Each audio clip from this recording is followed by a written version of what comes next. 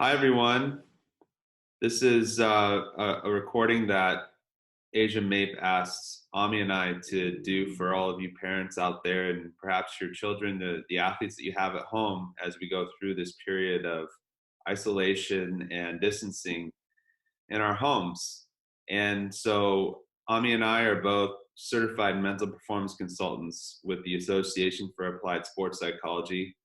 My name is Brian Alexander. I don't know if I introduced myself, but I have a private practice in San Diego, California, and working with athletes of all ages from the youth level all the way up to the Olympic level in multiple sports, and working with them on mental training aspects and supporting them through their performance needs. Yeah, and I'm Ami Strutin-Belinof.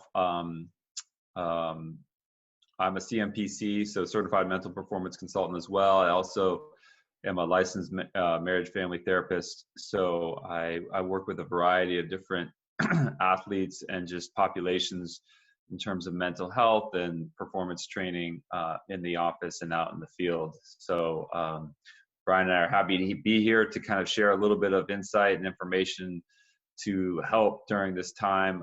We have a lot of athletes that could be at home, or most likely at home, and some things that we can kind of help set the stage to get some insight in how we can cope and manage during this time.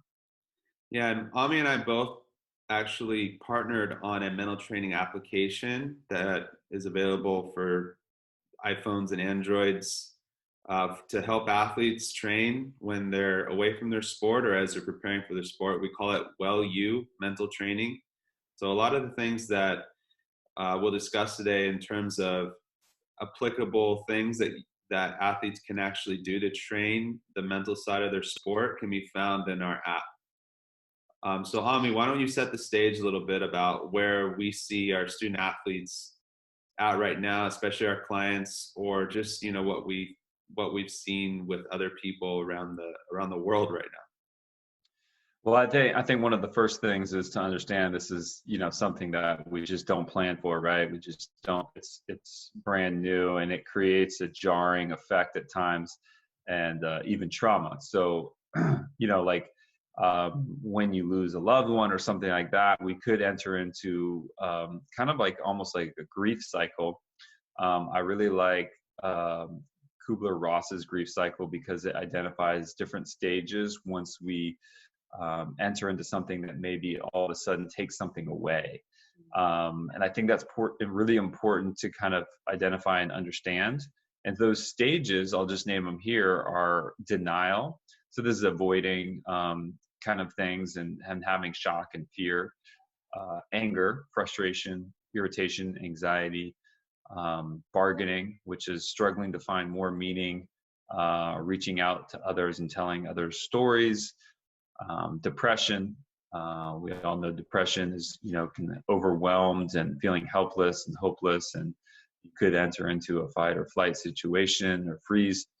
And finally, acceptance, which is, exploring options of a new plan, moving on. So these cycles are really important to understand because all of us are going through them at different stages, and we could cycle back and forth through them at different times, depending on who you are, because we all handle trauma and a sudden impact to our life in different ways.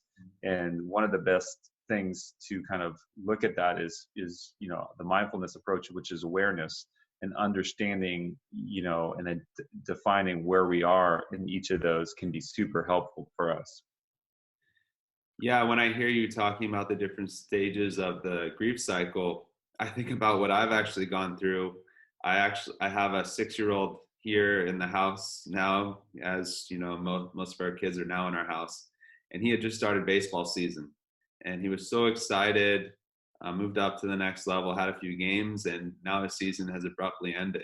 So his calendar is essentially clean, and that's one way that I've been thinking about what has actually happened here in setting the stage, and how all of these kids, whether they're youth or high school or collegiate or even professional, they don't have their outlet, they don't have their sports, and a lot of them have used that as a way to express themselves when sometimes they can't actually express themselves verbally. They're able to use that playing field as a way to relieve some of their stress and relieve some of their um, some of the other things that have kind of worn them down a little bit or more challenging. They're able to be free, and so going through this grief cycle, I've definitely seen how that's impacted us in our household. And I think it's really useful, like you said, Ami, to build awareness around where you're at. And we can post this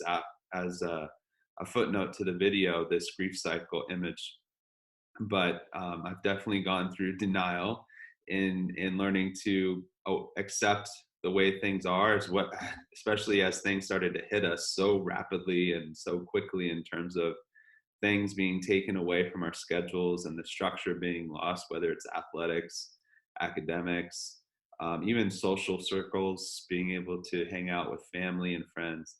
And then maybe a little bit of anger set in. And then as I've gone through it, I've seen how I've kind of struggled to find the meaning, and started to reach out to others through things like this, through Zoom meetings. And then there was a little bit of depression, but not too much.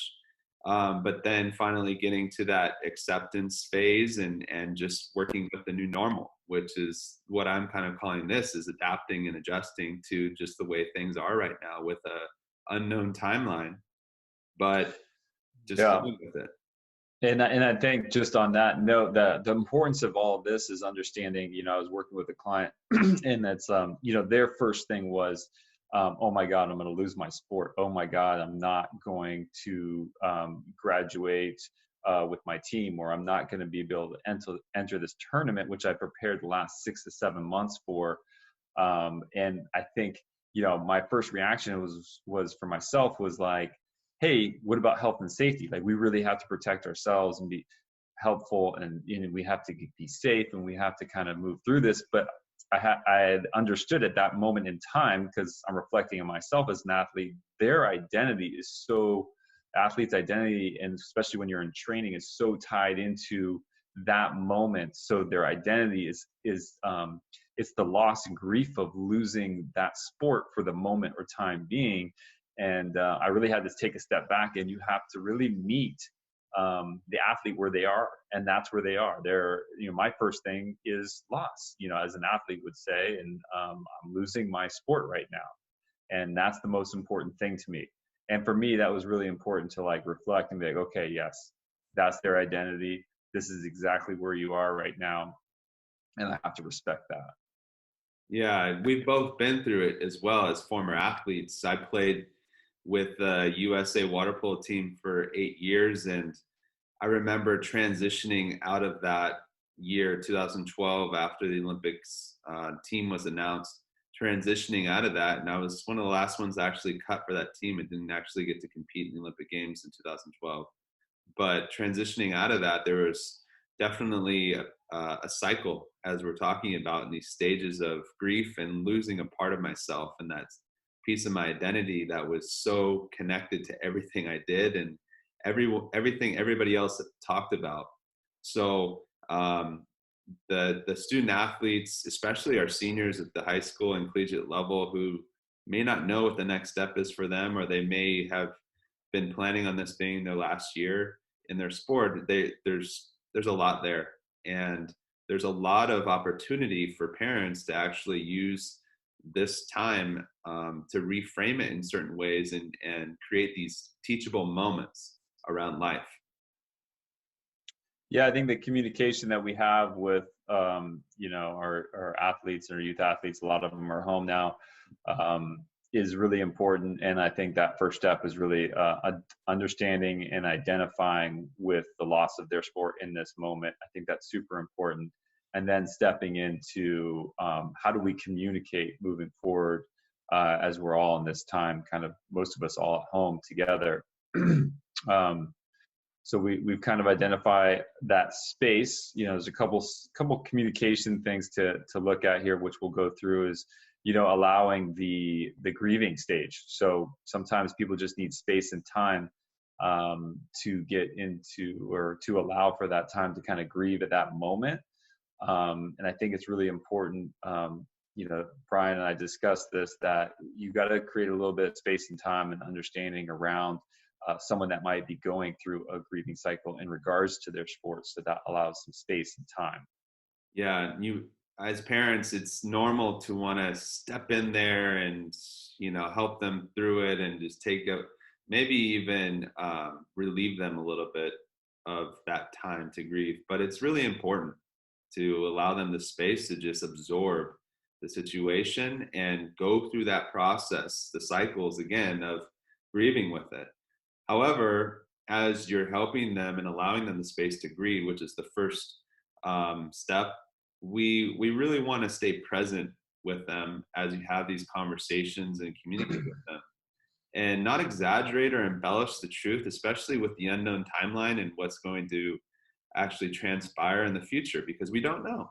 We really don't know, but just state the truth as we know it now and be as present as possible with them now to help them understand what are the teachable moments around this. And as you've probably read and seen all over the internet now, how can you control what you can't control in this moment? And that's a big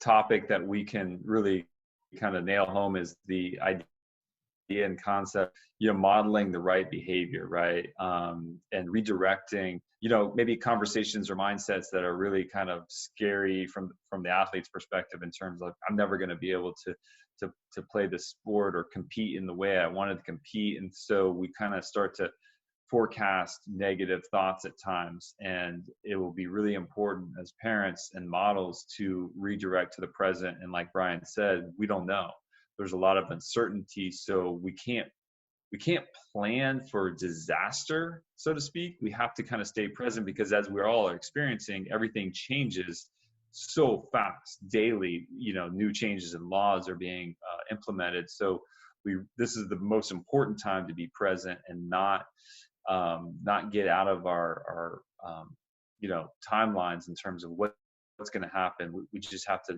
understand that day by day is going to be the way to go. Yeah, and things are, like you said, Ami, things are changing so rapidly. I work with our some Olympic athletes, and today we just learned that the Olympics are more than likely being postponed. We weren't sure what would happen, and we weren't even sure how we were going to train for the Olympic Games. But now the Olympic committees are saying that they are indeed going to be postponed another year. So that was a lot of uncertainty and a lot of unknown, and we couldn't actually predict or prepare until we had those higher powers who actually control the situation dictate what we would do next. So it really takes a shorter term focus in these moments around the different aspects of what's in your environment, what can you do to adjust and adapt given what you can control.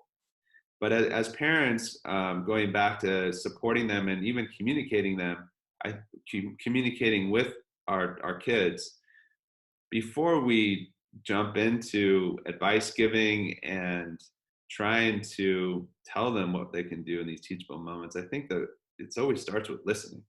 And so the third thing here is listening with your eyes and your ears, and not necessarily jumping to fixing what they're going through or fixing them. And you hear about helicopter parenting, or I don't know if you've heard about snow plow parenting, where you're trying to remove all the obstacles in front of them. But the struggle is real, and it's important to allow them the space to struggle with what you see and what you hear, and then really be ready to reach out to them as you and have those conversations and just check in and see how you're doing.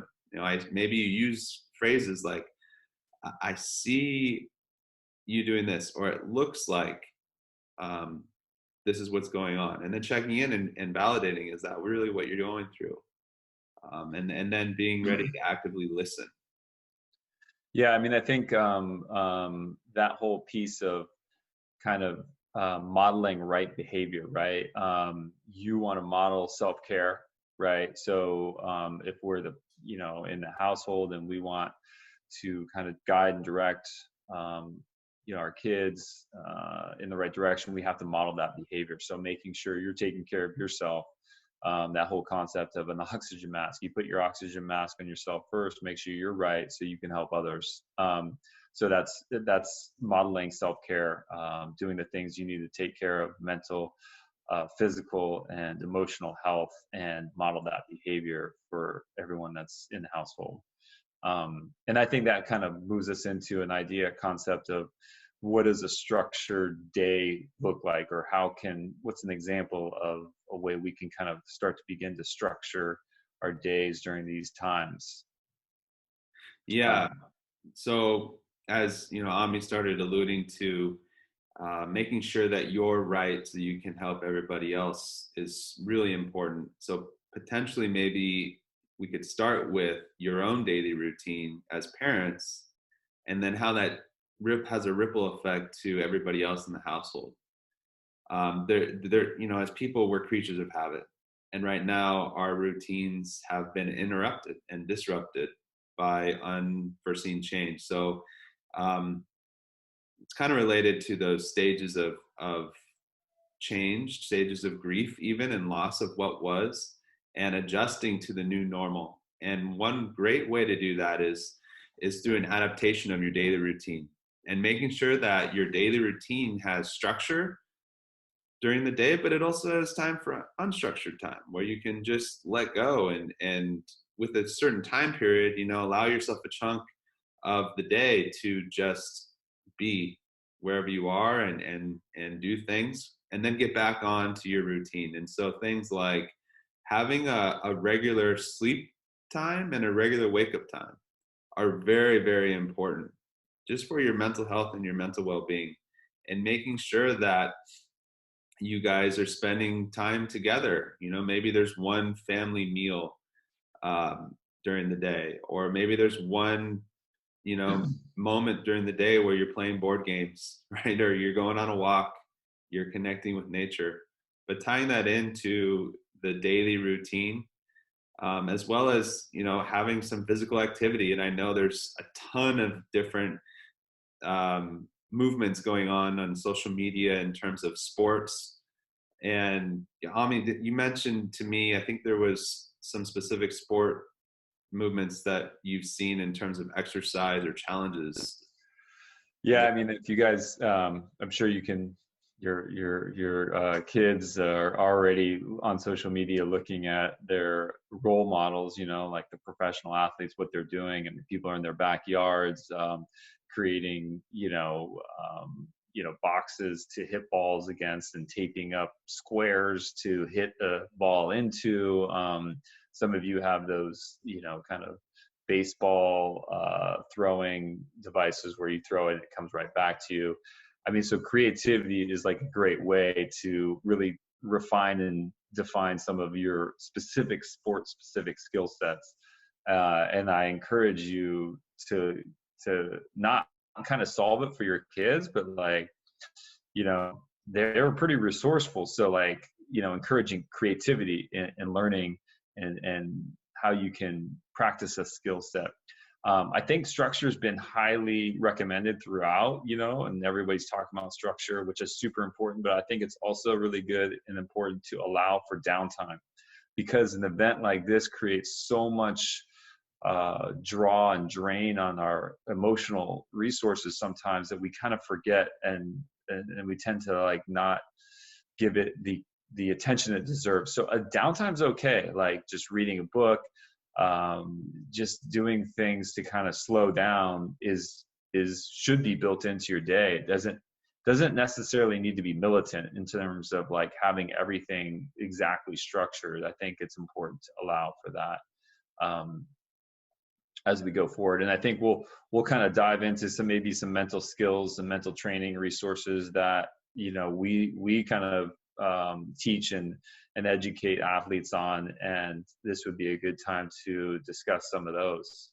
Yeah, there's a ton of books out there that we know are useful, and it could be a really good time to plan to learn something new in your daily routine, and help your kids, find some new resources that maybe they didn't have the time to find before, with all their structure in school and sports. And I know a lot of the schools are going online, so that structure is going to come back more and more as schools are able to catch up and adjust.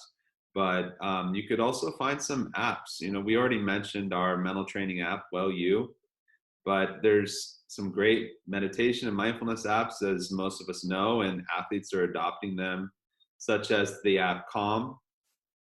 We've got another app, obviously, everybody knows about Headspace. They're everywhere now. And another meditation app that I recently heard about that's really well done is called Healthy Minds. So those are some great resources.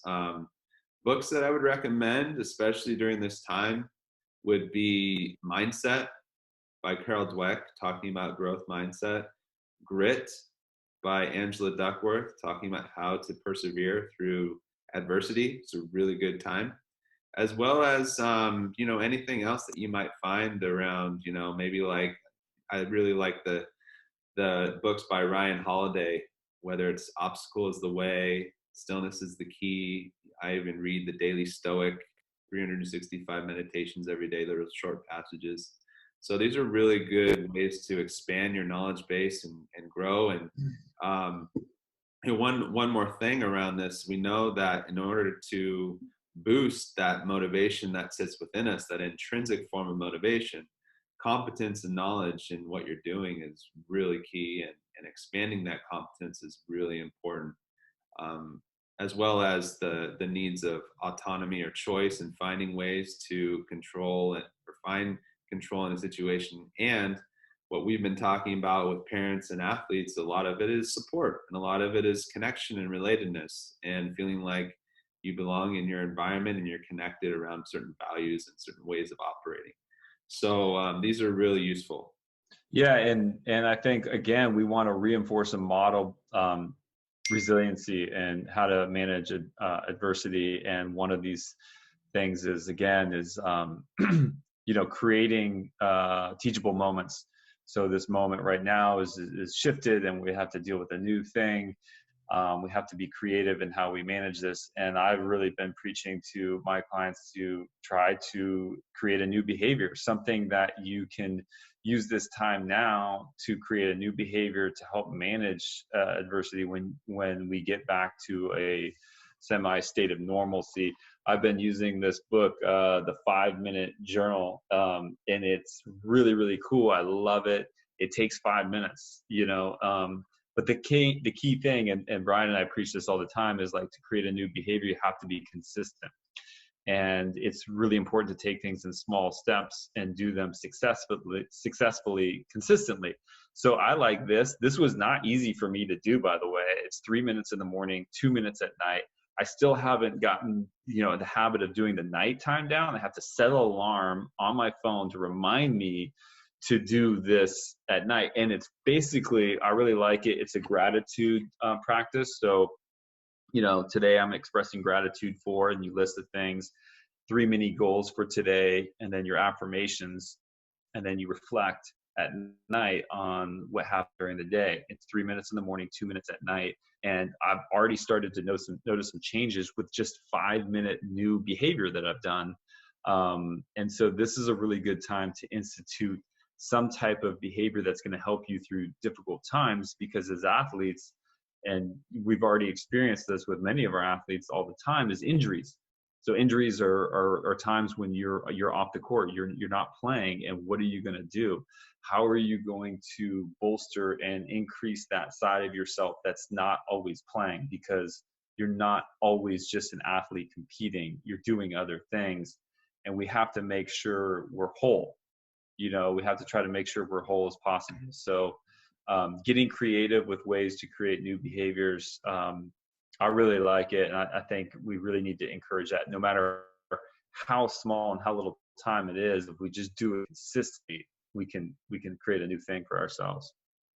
Yeah. So as Ami's mentioning, right, we're both athletes. We're both former, elite level athletes. And I think what we've both found, especially as we help others, is that we're people first and athletes second.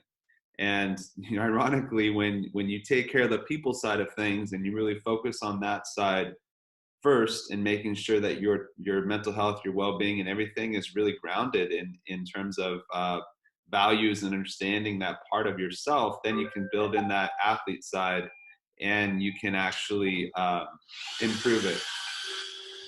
One second.